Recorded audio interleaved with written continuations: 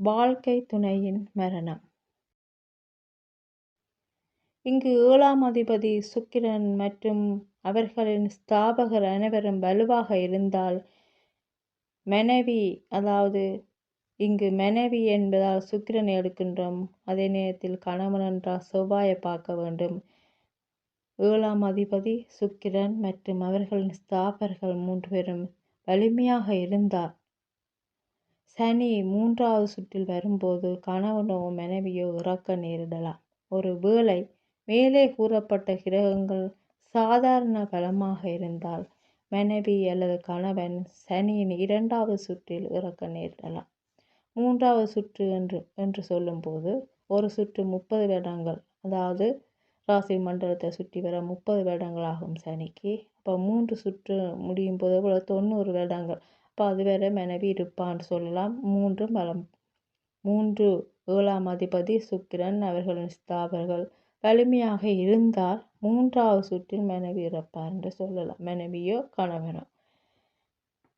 அந்த 3 நிலைகளில் சாதாரணமான பலமாக இருந்தால், அதாவது 7ஆம் அதிபதி சுக்கிரன் மற்றும் அவர்களின் ஸ்தாபகர்கள் சாதாரண பலமாக இருந்தால் சனியின் 2வது சுற்றில் கணவனோ மனைவி இறக்க நேரிடலாம்.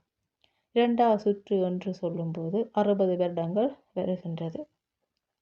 அப்போ இந்த காலகட்டத்தில் யார் இறப்பார்கள் என்றால் சுக்கிரன் 7ஆம் அதிபதி மற்றும் அவர்களின் ஸ்தாபகர் பலம் இல்லாமல், அதாவது சாதாரண பலமாக இருந்தால் 2வது சுற்றில் இறப்பார்கள் என்று சொல்லலாம்.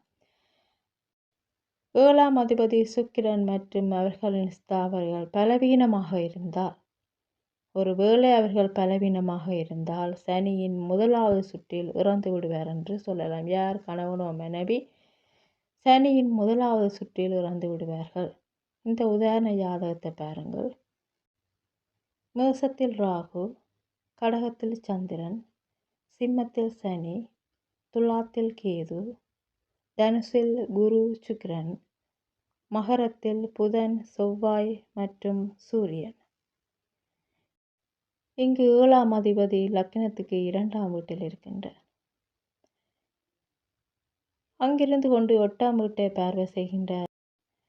8ஆம் வீடு அவருடைய வீடு, அவருடைய சொந்த வீட்டை அவரே பார்த்து பலப்படுத்துகின்றார் என்று சொல்லலாம். குரு அவர் வீட்டில் இருந்தபடியே சனியை பார்த்து வலுப்படுத்த சனி தன் வீட்டை பார்த்து பலப்படுத்துகிறார். அதாவது குரு தன்னுடைய வீட்டில் தனுசில் இருந்து சனியை பார்த்து வலுப்படுத்துகின்றார், சனி தன்னுடைய வீட்டை பார்த்து வலுப்படுத்துகிறார். குருவின் பார்வையால் சனி வலிமையாக இருக்கின்ற அதே நேரம் சனி இருக்கும் இடம் சரியில்லை, விரோதியின் வீடு. சனி 3ஆம் பார்வையால் கேதுவோடு தொடர்பு கொள்கிறார். குருவோடு சுக்கிரன் இணைவு, இவ்விருவருக்கும் ராகுவின் தொடர்பு இருக்கிறது. அதே ராகுவின் தொடர்பு குரு சனியோடு தொடர்பு கொள்கிறது. ராகு 8ஆம் வீட்டை நெருங்குகிறது. இந்த எல்லா அமைப்பும் பார்க்கும்போது அவருக்கு சாதாரணமான வலிமை என்று சொல்லலாம்.